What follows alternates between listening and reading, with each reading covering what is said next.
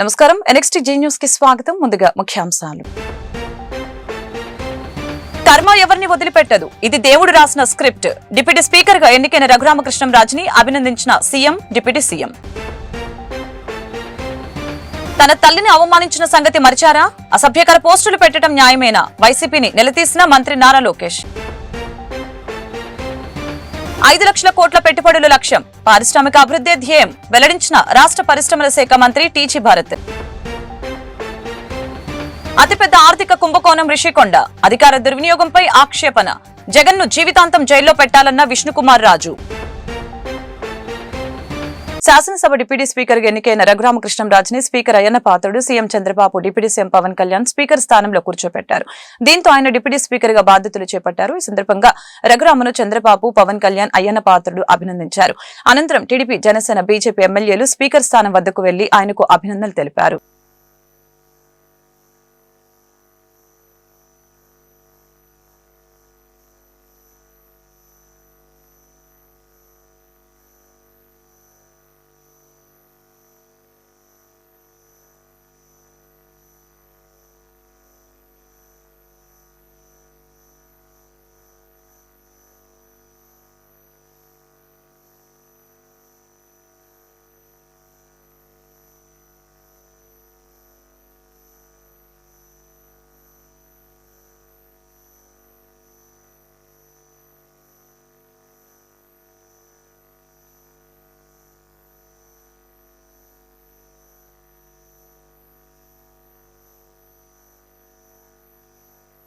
త్రిపుర సినిమాలో నాటు నాటు పాట ఎంత పాపులర్ అయిందో రచ్చబండ ప్రోగ్రాం రాజకీయాల్లో అంతే పాపులర్ అయిందని ముఖ్యమంత్రి చంద్రబాబు వ్యాఖ్యానించారు. డిప్యూటీ స్పీకర్ గా రఘురామకృష్ణంరాజు బాధ్యతలు చేపట్టిన తర్వాత సీఎం మాట్లాడారు. ఈ సందర్భంగా రఘురామకి సీఎం చంద్రబాబు మనస్ఫూర్తిగా అభినందనలు తెలియజేశారు. తెలుగు బిడ్డగా పంచకట్టులో వచ్చిన రఘురామ స్పీకర్ స్థానానికి నిండుతనం తీసుకువచ్చారని చంద్రబాబు కొనియాడారు.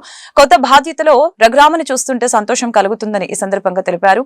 ఒకే రోజులో ఫిర్యాదు, FIR, అరెస్టు 3 జరిగాయని తెలిపారు. శుక్రవారం అరెస్టు చేస్తే కోర్టు ఉండదు కాబట్టి జైల్లో పెట్టొచ్చని కుట్ర చేశారు. పోలీస్ కస్టడీలో ఉన్న రఘురామపై దాడి చేయడం దారుణం. లాఠీలు, రబ్బర్ బెల్టులతో అరికాళ్లపై కొట్టారు. కొట్టినట్లు కోర్టులో చెబితే కస్టడీకి వచ్చినప్పుడు చంపేస్తామని బెదిరించారు. ప్రభుత్వ, ప్రైవేట్ ఆసుపత్రులకి పంపి వైద్య పరీక్షలు చేయాలని కోర్టు చెప్పింది. ప్రైవేట్ ఆసుపత్రికి తీసుకువెళ్లకుండా నివేదికను తారుమారు చేసేందుకు ప్రయత్నించారు. రఘురామను తీసుకుని రావాలని కోర్టు చెబితే తీసుకువెళ్లకుండా మొరాయించారు. చివరికి హైదరాబాద్ మిలిటరీ ఆసుపత్రిలో వైద్య పరీక్షలు చేశారు. ఆనాటి సీఎం రఘురామకృష్ణంరాజుని పోలీసులతో కొట్టించి ఆ దృశ్యాలను సెల్ ఫోన్ లో చూసి పైశాచిక ఆనందం పొందారు. రఘురామ ఎంపీగా పనిచేసిన 5 ఏళ్లలో నియోజకవర్గానికి రానియకపోతే రచ్చబండ కార్యక్రమం ద్వారా ప్రజలకి దగ్గరయ్యారు. పోరాట యోధునిగా గెలిచిన రఘురాముని అభినందిస్తున్నా. ఆనాడు మిమ్మల్ని రాష్ట్రానికి రానియని వాళ్ళు నేడు మీ ముందు సభలోకి రాలేని, కూర్చోలేని పరిస్థితి వచ్చింది. ఇది దేవుడు రాసిన స్క్రిప్ట్ అని చంద్రబాబు తెలిపారు.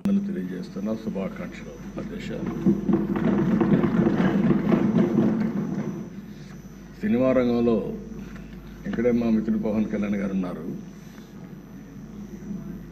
త్రిపుర ఎంత సంచలనం సృష్టించిందో నేటి రాజకీయాల్లో మీ చరిత్ర కూడా అంత సంచలనాన్ని సృష్టించిన దిశ. త్రిపుర సినిమాలో నాటు నాటు పాట ఎంత పాపులర్ అయిందో ఈ త్రిపుర రచ్చబండ కూడా అదే మరి పాపులర్ అయింది. దానికి ఒక చరిత్ర ఉంది. అలాంటి ఒక్కొక్కసారి జీవితంలో కొన్ని సమస్యలు వస్తాయి. ఆ సమస్యల్ని ధైర్యంగా ఎదుర్కోవడం చాలా ముఖ్యం. తిరిగి ఆ కుర్చీలో కూర్చుంటే నిండుగా కనపడుస్తున్నారు. అందరూ కూడా ఆఫ్గా కొత్త కనపడుస్తారు, కానీ మీరైతే ఆ కుర్చీకి ఒక నిండుత్వాన్ని ఇచ్చారు. పంచకట్టు కూడా తెలుగు బిడ్డ పంచకట్టుతో వచ్చారు. చాలా సంతోషం. మిమ్మల్ని చూసినప్పుడు, ముఖ్యంగా ఈ కొత్త బాధ్యతలో మిమ్మల్ని చూసినప్పుడు చాలా సంతోషం కలుగుతూ ఉంది. మీరు తప్పకుండా మంచిగా రాణించాలని మనస్ఫూర్తిగా ఆకాంక్షిస్తున్నా. ఇక్కడ ఉండే మెంబర్స్కి అందరికి కూడా ఒకసారి ఆలోచిస్తే వారి ప్రస్తావన కూడా మే 14, 1962 కర్మ చాలా బలంగా ఉంటుందని AP deputy CM Pawan Kalyan తెలిపారు. ఇది రఘురామకృష్ణంరాజు విషయంలో కూడా నిజమైందని అన్నారు. నరసాపురం పార్లమెంటు నియోజకవర్గంలో మిమ్మల్ని అడుగు పెట్టనివ్వమని ఛాలెంజ్ చేసిన వాళ్లే ఈ రోజు మీ ముందు సభలో అడుగు పెట్టలేకపోయారని గుర్తు చేశారు. డిప్యూటీ స్పీకర్ గా ఏకగ్రీవంగా ఎన్నికైన రఘురామరాజుని పవన్ కళ్యాణ్ అభినందనలతో ముంచెత్తారు. ఆయన పోరాట పటిమను కొనియాడారు. ఉండి నియోజకవర్గం నుంచి 56,000 పైచిలుక ఓట్లతో గెలిచి మీరు అసెంబ్లీకి వచ్చారు. గత ప్రభుత్వం రాజకీయాలను నేరమయం చేసింది. నేరస్తులు అధికారంలోకి వస్తే ఏం జరుగుతుందో మొన్నటి వరకు చూసాం. గత ప్రభుత్వంలో అందరూ కూడా ఏదో ఒక రకంగా ఇబ్బందులు పడ్డారు. రాజకీయాల్లో నేరస్తులకి స్థానం ఉండకూడదు. దురదృష్టవశాత్తు 2019లో నేరస్తులు అధికారంలోకి వచ్చారని పవన్ తెలిపారు.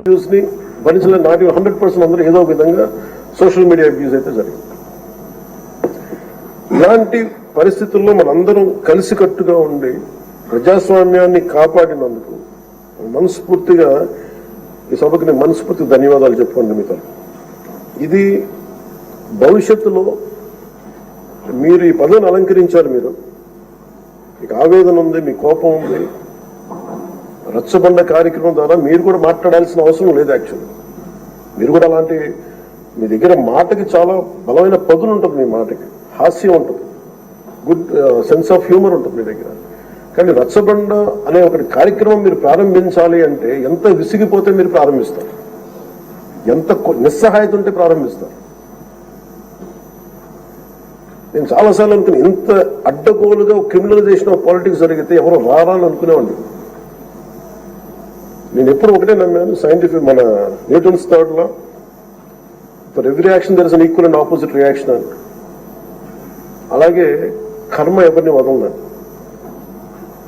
మిమ్మల్ని ఎవరైతే మీకు అడుగు పెట్టనివ్వం, మీ నియోజకవర్గంలో మిమ్మల్ని అడుగు పెట్టనివ్వం,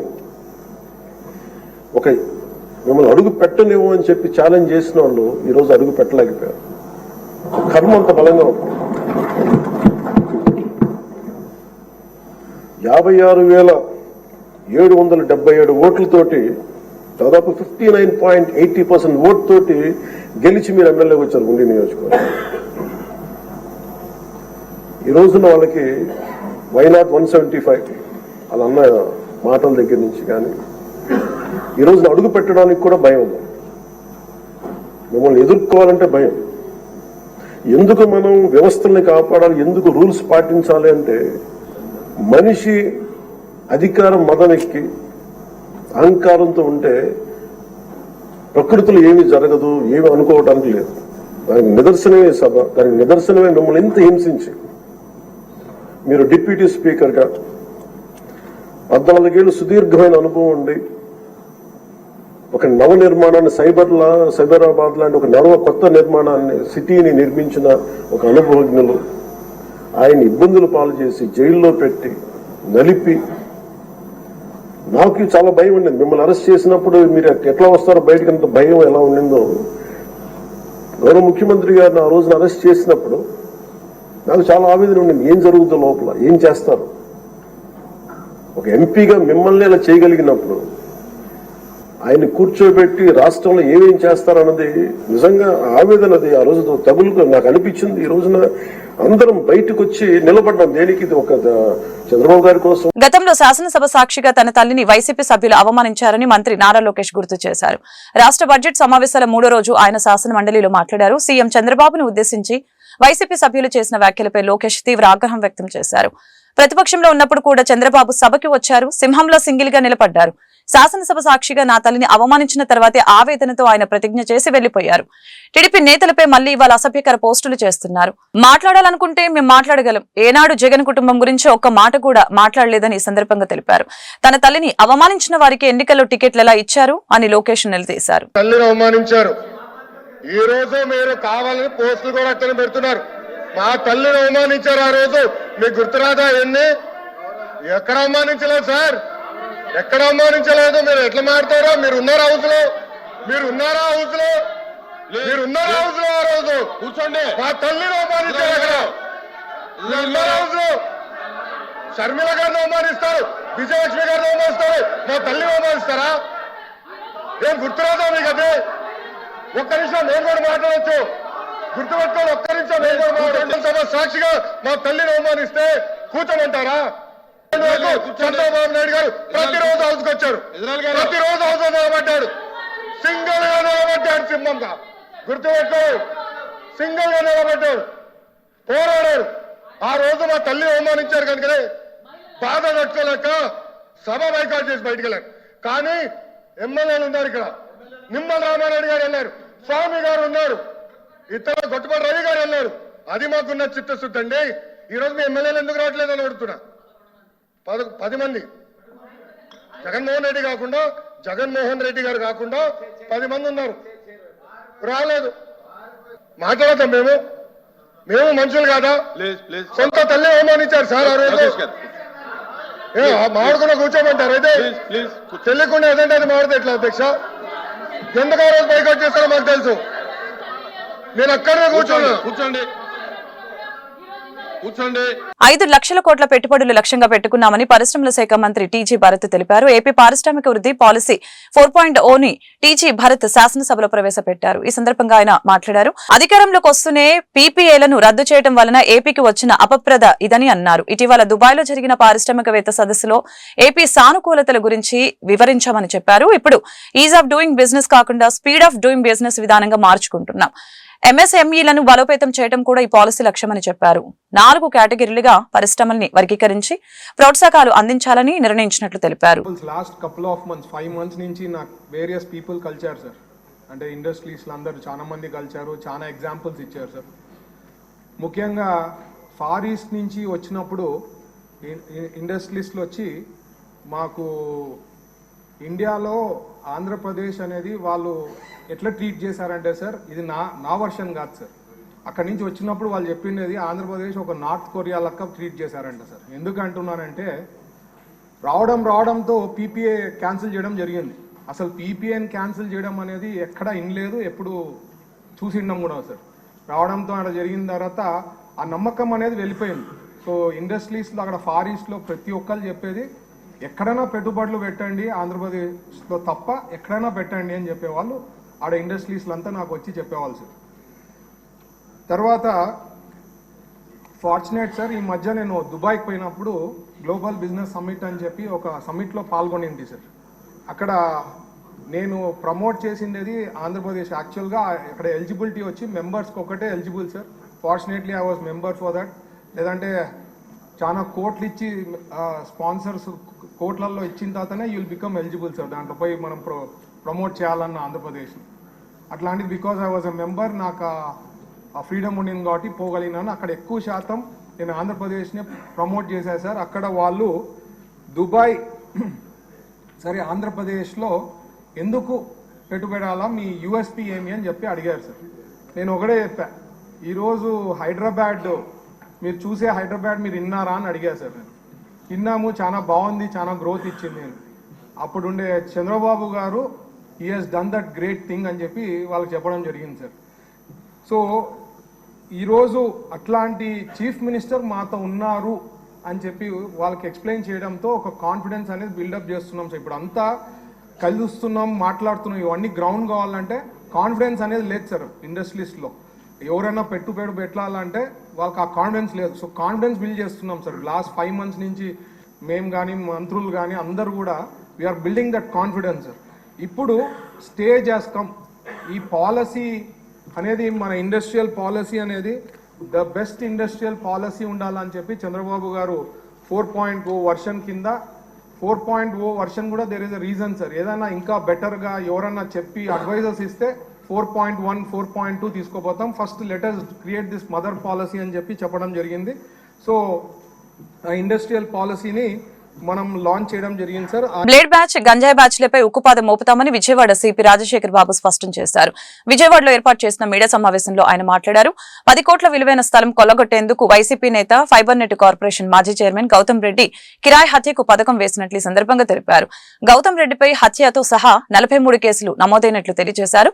అతడిపై గతంలో రౌడీ షీట్ నమోదైందని అన్నారు. అయితే అది ఎందుకు మూసివేశారో పరిశీలిస్తామని చెప్పారు. గౌతమ్ రెడ్డిపై నమోదైన కేసులన్నిటిపైన విచారణ చేస్తామని అన్నారు. పోలీస్ స్టేషన్ పరిధిలో ఒక అతను వచ్చి ఒక కంప్లైంట్ ఇవ్వడం జరిగింది. 11 వ్యక్తులు తన ఇంట్లో ప్రవేశించి తను చంపడానికి ప్రయత్నించారని ఫిర్యాదు ఇచ్చిన మేరకి ఒక కేసు రిజిస్టర్ చేయడం జరిగింది. సో 4 వ్యక్తుల్ని రిమాండ్ చేయడం జరిగింది. ఒకరు చిల్లకల్లుకు చెందిన గడ్డం వినోద్ అలియాస్ చిన్ని, అదేవిధంగా జగ్గయ్యపేట మండలం కాకానగరానికి చెందిన తాళ్లూరి గణేష్, చాకలి బజార్ చెందిన దేవళ్ల వంశీ, కాగితాల బజార్ చెందిన ఉపర్తోళ్ల అశోక్ కుమార్, ఈ 4 కూడా అరెస్ట్ చేయడం జరిగింది. పూనూరు గౌతమ్ రెడ్డి అని ఏపీఎస్ఎఫ్ఎల్ చైర్మన్ గా కూడా పనిచేశారు. ఈయనకు అదేవిధంగా ఈ గండూరు ఉమామేశ్వర శాస్త్రికి స్థలం గురించి గొడవలు ఉన్నాయి. దీని మీద చాలా రోజులుగా క్రిమినల్ కేసులు నడుస్తున్నాయి. అదేవిధంగా కొన్ని కోర్టులో కూడా వ్యాజ్యాలు నడుస్తున్నాయి. గండూరు ఉమామేశ్వర శాస్త్రి వివరిస్తూ గౌతమ్ రెడ్డిని దానికి బాధ్యుని చేస్తూ కొన్ని వీడియోస్ వదిలారు. ఆయన తన భూమిని కబ్జా చేశారని గౌతమ్ రెడ్డి గారిని A1 గా మనం పెట్టి ఒక కేసు నమోదు చేయడం జరిగింది. ఈ సీసీ ఫుటేజ్ తెప్పించిన తర్వాత చూస్తే 2 సార్లు ఫిర్యాదు ఇంటి ముందు అటు ఇటు తిరిగారు. ఫిర్యాదు ఇంట్లోకి వాళ్ళు ప్రవేశించడం జరిగింది. అది నీట్ గా కెమెరాస్ లో కనిపిస్తా ఉంది. ఈ గండూరు ఉమామేశ్వర శాస్త్రి దగ్గర నుంచి ఒక సెల్ ఫోన్ ని వాళ్ళు తస్కరించడం జరిగింది. సెల్ ఫోన్ నుంచి ఒక 7 టైమ్స్ ఒక వ్యక్తికి కాల్ చేయడం జరిగింది. ఇతని సెల్ ఫోన్ పోయిన విషయం కూడా మనము క్రైమ్ లో పొందుపరిచాం. సో కొంత మనీ ఇచ్చి హత్యాయత్నమా లేదంటే అనేది కరెక్ట్ గా రావట్లేదు. మొత్తం మీద ఇతను కాలు చేయి తీసేయమని చెప్పినట్టు వాళ్ళు చెప్తున్నారు. ఈ 4 నిన్న నైట్ అరెస్ట్ చేయడం జరిగింది. ఒక 5 మంది ఇంకా పరారీలో ఉన్నారు. వారి గురించి ప్రత్యేక బృందాలని ఏర్పాటు చేయడం జరిగింది. చట్ట వ్యతిరేక కార్యకలాపాలు ఎటువంటి పరిస్థితుల్లో అనుమతించబోము. రౌడీలు ఇష్టారాజ్యంగా చేస్తా ఉంటే ఊరుకునే ప్రసక్తి లేదు. అదేవిధంగా బ్లేడ్ బ్యాచ్లు కావచ్చు, గంజాయి బ్యాచ్ల మీద కావచ్చు చాలా కఠినంగా ముందుకు పోతున్నాము. చాలా మంది అరెస్ట్ చేస్తున్నాము. రిషికొండ ప్యాలెస్ లో విలాస వస్తువులు చూస్తే ఎవరైనా ఆశ్చర్యపోవాల్సిందేనని బీజేపీ శాసనసభ పక్ష నేత విష్ణుకుమార్ రాజు తెలిపారు. ప్రజాధనం దుర్వినియోగం తీరు చూస్తే ఏమనాలో అర్థం కావటం లేదని చెప్పారు. గురువారం అసెంబ్లీలో రిషికొండ ప్యాలెస్ పై స్వల్పకాలిక చర్చ జరిగింది. ఈ సందర్భంగా ఆయన మాట్లాడారు. తలుపుల కోసం 31 లక్షలు, బాత్రూమ్ లో కమోడ్ కోసం 11 లక్షలు వినియోగించారని అన్నారు. రిషికొండ ప్యాలెస్ లో వాడనంత ఖరీదైన ఫర్నిచర్ నేను ఎక్కడ చూడలేదని విష్ణుకుమార్ రాజు ఆవేదన వ్యక్తం చేశారు. రిషికొండపై చేసిన అధికార దుర్వినియోగానికి జగన్ ను జీవితాంతం జైల్లో ఉంచినా తప్పులేదని వ్యాఖ్యానించారు. పర్యాటక భవనాల ముసుగులో నిర్మాణాలు అతిపెద్ద ఆర్థిక కుంభకోణమని చెప్పారు. వెళ్ళి కూర్చుంటే చాలా అధ్యక్ష, ఆటో వాషింగ్ మరి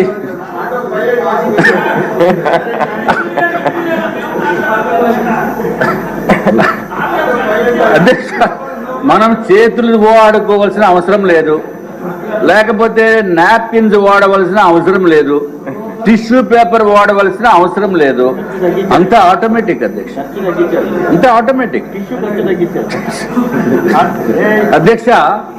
మరి సభ్యులు ఏమన్నా అటువంటి automatic auto washing system, washing అంటే తమకు తెలుసు కదా అధ్యక్ష, క్లాజెట్ మీద కూర్చున్న తర్వాత నేనేదో కార్లు వాషింగ్ చూశాను కానీ ఇక్కడ కూర్చున్నప్పుడు వాషింగ్ సిస్టమ్ చూడలేదు అధ్యక్ష. మరి ఎవరన్నా చూసారేమో లేకపోతే ఎవరన్నా ఆ అనుభవం ఉందేమో నాకు తెలియదు అధ్యక్ష. అమ్మో మా మంత్రి గారికి తెలుసు అధ్యక్ష. ఎనీవే అధ్యక్ష, తర్వాత అధ్యక్ష స్నానం చేసేటప్పుడు ఈ షవర్ మిక్సింగ్ ఒకటి చేయాలి అధ్యక్ష. అది ప్లెయిన్ షవర్ కాకుండా హాట్ వాటర్, కోల్డ్ వాటర్, 3-వే మిక్సింగ్ షవర్ ఒకటి ఉంటుంది అధ్యక్ష. దాని ఖరీదు 4,27,317 అధ్యక్ష. అధ్యక్ష ఒక షవర్ ఖరీదు 4,27,317 రూపాయలు అధ్యక్ష. ఎవరన్నా ఇంట్లోకి వచ్చినప్పుడు మెయిన్ డోర్ లో నుంచి వస్తారు కాబట్టి ఆ డోర్ కూడా కొంచెం బాగుండాలని, డోర్ అంటే పెద్ద వెడల్పేం కాదు అధ్యక్ష, ఓన్లీ 3 మీటర్స్ బై 3.3 మీటర్స్. దానికి ఆ డోర్ ఖరీదు అధ్యక్ష, మామూలుగా చిన్నవాళ్ళు వచ్చి డోర్ ఖరీదు 15,48,798. అటువంటి 4 డోర్లు ఒక బిల్డింగ్ లో పెట్టారు అధ్యక్ష. అది కాకుండా మామూలుగా 4.8 మీటర్స్ బై 3.3 మీటర్స్ డోరు, దాని ఖరీదు అధ్యక్ష 24,78,171 రూపాయలు అధ్యక్ష. మరి ఒట్టి డోర్ ఒకటే కాకుండా మరి జగన్మోహన్ రెడ్డి గారు ఆయన ఇంటికి కూడా మొన్న వెళ్ళి చూశాను అధ్యక్ష. అంటే బయట నుంచి రోడ్డు నుంచి మొత్తం అంతా పెద్ద బ్యారికేడ్ లా కట్టిస్తుంది అధ్యక్ష. మరి ఈ డోర్ కూడా గ్రిల్ ఉండాలి కాబట్టి గ్రిల్ ఖరీదు ఎంత అంటే అధ్యక్ష 12,76,235 రూపాయలు అధ్యక్ష. అధ్యక్ష ఈ డోర్ మొత్తానికి ఖరీదు చూస్తే ఒక మెయిన్ డోరు దానికి సంబంధించిన గ్రిల్లు చూస్తే అధ్యక్ష 37,54,306 రూపాయలు అధ్యక్ష. అధ్యక్ష సరే ఇంకా డోర్లు ఇవన్నీ చాలా ఉన్నాయి చెప్తే, మరి రేపు మళ్ళీ మీరు టైం ఇస్తామంటున్నారు కాబట్టి అధ్యక్ష ఫ్లోరింగ్ గురించి ఒకటి చెప్తాను అధ్యక్ష. మార్బుల్ ఫ్లోరింగ్ అందరూ వినండి సార్. మార్బుల్ ఫ్లోరింగ్ 37,706 రూపాయలు స్క్వేర్ మీటర్ అధ్యక్ష. వైసీపీ అధ్యక్షులు జగన్ ని ఉద్దేశించి ఏపీ కాంగ్రెస్ అధ్యక్షురాలు షర్మిల మరొకసారి ఆగ్రహం వ్యక్తం చేశారు. బుధవారం నిర్వహించిన మీడియా సమావేశంలో కాంగ్రెస్ పై జగన్ చేసిన వ్యాఖ్యలపై మండిపడ్డారు. ఓట్ షేర్ తక్కువని, కాంగ్రెస్ కి అస్తిత్వమే లేదని చెప్పారు. 38% ఓట్ షేర్ వచ్చిన వైసీపీ సభ్యులు అసెంబ్లీకి ఎందుకు వెళ్లటం లేదని షర్మిల ప్రశ్నించారు. ఇప్పుడు ఎన్నికలకు వెళ్లండి, ఎవరు ఇన్సిగ్నిఫికెంట్ లో తెలుస్తుందని అన్నారు. ప్రజలు మీకు ఓట్లేసింది ఇంట్లో కూర్చోటానికి కాదు. ప్రతిపక్షం కాకపోయినా 11 మంది ప్రజాపక్షం అనిపించుకోండి. ఇప్పటికీ అసెంబ్లీకి వెళ్లే ధైర్యం లేకుంటే రాజీనామాలు చేయండి అని షర్మిల తెలిపారు. రాజకాలను, మీ మాఫియాలను జనాలు తట్టుకోలేక మిమ్మల్ని ఓడించారు. ఆ 11 సీట్లు కూడా మీరు గెలిచిన ఎమ్మెల్యేలుగా ఉండి మీరు ఎమ్మెల్యేలుగా అసెంబ్లీకి వెళ్ళకపోతే మీరు ఎందుకు గెలిచారో ఆలోచన చేయండి. మేమేమీ గెలవలేదు, సరే ఎందుకు గెలవలేదు? ఎందుకంటే ఈసారి ప్రజలు చాలా డిసిసివ్ గా ప్రభుత్వాన్ని మార్చాలి అన్న ఉద్దేశంతో ఓట్లేశారు కాబట్టి మాకు ఓట్లు పడలేదు.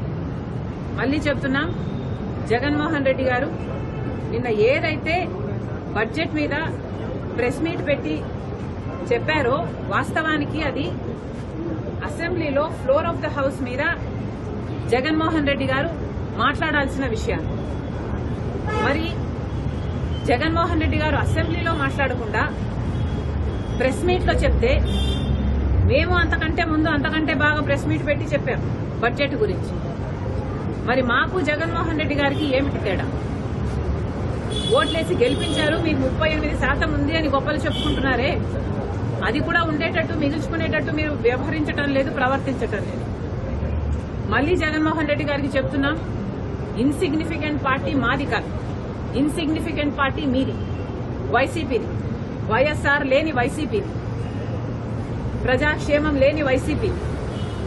మళ్ళీ చెప్తున్నాం వైసీపీ లీడర్లకు, జగన్మోహన్ రెడ్డి గారికి, మీరు మెంబర్స్ ఆఫ్ లెజిస్లేటివ్ అసెంబ్లీ, అందుకనే ప్రజలు మిమ్మల్ని గెలిపించారు. మీకు అసెంబ్లీకి పోయే ధైర్యం లేకపోతే రాజీనామాలు చేయండి. రాజీనామాలు చేసి మళ్లీ కావాలంటే రెఫరెండంకి ప్రజల దగ్గరికి వెళ్ళండి. సిగ్గుండాలి కదా. మెంబర్స్ ఆఫ్ లెజిస్లేటివ్ అసెంబ్లీ అయ్యుండి మీరు అసెంబ్లీకి పోము అంటే. అరండల్పేటలోని జిల్లా గ్రంథాలయ సంస్థలో జాతీయ గ్రంథాలయ వారోత్సవాలు ఘనంగా ప్రారంభమయ్యాయి. డీఈఓ రేణుక ముఖ్య అతిథిగా హాజరై గ్రంథాలయ వారోత్సవాల్ని ప్రారంభించారు. ఇందులో భాగంగా భారత మాజీ ప్రధాని జవహర్ లాల్ నెహ్రూ చిత్రపటానికి పూలమాలలు వేసి నివాళులర్పించారు. కార్యక్రమంలో జిల్లా పంచాయతీ అధికారి నాగసాయి కుమార్, జిల్లా గ్రంథాలయ సంస్థ కార్యదర్శి సుబ్బరత్నమ్మ, కన్నా మాస్టర్ తదితరులు పాల్గొన్నారు. నెహ్రూ పరిపాలనలో ప్రపంచానికి ఆదర్శంగా భారతదేశం నిలిచిందని ఈ సందర్భంగా తెలిపారు. ఆయన పుట్టినరోజు సందర్భంగా గ్రంథాలయ వారోత్సవాలను ప్రారంభించుకోవడం గర్వంగా ఉందని తెలియజేశారు. అదేవిధంగా పుస్తక పఠనంపై ప్రతి ఒక్కరూ ఆసక్తిని పెంచుకోవాలని అన్నారు. ఇందుకోసం గ్రంథాలయ వారోత్సవాలని సద్వినియోగపరచుకోవాలని సూచించారు. ఇవాళ నవంబర్ 14న బాలల దినోత్సవం ఉంది. ఈ బాలల దినోత్సవం రోజే మనకి లైబ్రరీ వీక్ సెలబ్రేషన్స్ అంటాము, గ్రంథాలయ సంస్థ వారోత్సవాలని. వాటిని మనం ఈ రోజు నుంచి మొదలుకొని 20వ తారీఖు వరకు వారం రోజుల పాటు ఇక్కడ నిర్వహించడం జరుగుతుంది. ఈ సందర్భంగా పిల్లలందరికీ కూడా పోటీలు పెట్టి అన్ని రకాలుగా, అంటే వక్తృత్వ పోటీలు, వ్యాస రచన పోటీలు, క్విజ్ పోటీలు, అలాగే కవి సమ్మేళనాలు, ఇలాంటివన్నీ చర్చాగోష్ఠులు అంటే డిబేట్ లాంటివన్నీ కూడా నిర్వహించి పిల్లలకు ముఖ్యంగా ఈ లైబ్రరీ వీక్ సెలబ్రేషన్స్ యొక్క ముఖ్య ఉద్దేశం ఏంటంటే వాళ్ళలో పఠనాశక్తిని పెంపొందించి వాళ్ళకి, అంటే ఈ విజ్ఞాన భాండాగారాలు వాళ్ళందరికీ కూడా యాక్సెసిబుల్గా ఉన్నాయి, వీళ్ళందరికీ అందుబాటులో ఉన్నాయి.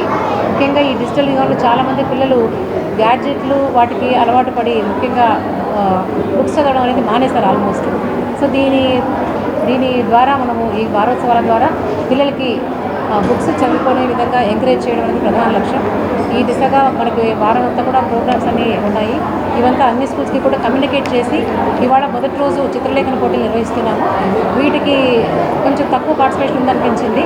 దీన్ని మరింత అన్ని స్కూల్స్కి కూడా తెలియజేసి రేపటి నుంచి 20వ తారీఖు వరకు జరిగే సెలబ్రేషన్స్ అంతా పిల్లలు పెద్ద ఎత్తున పాల్గొనే విధంగా వారందరికీ కూడా రీడింగ్ పట్ల మనం మంచి రీడర్స్గా వాళ్ళని తయారు చేయగలిగితే వాళ్ళ జీవితంలో ఎంతో పైకి దిగుతారన్న ఎటువంటి అతిశయోక్తి లేదు.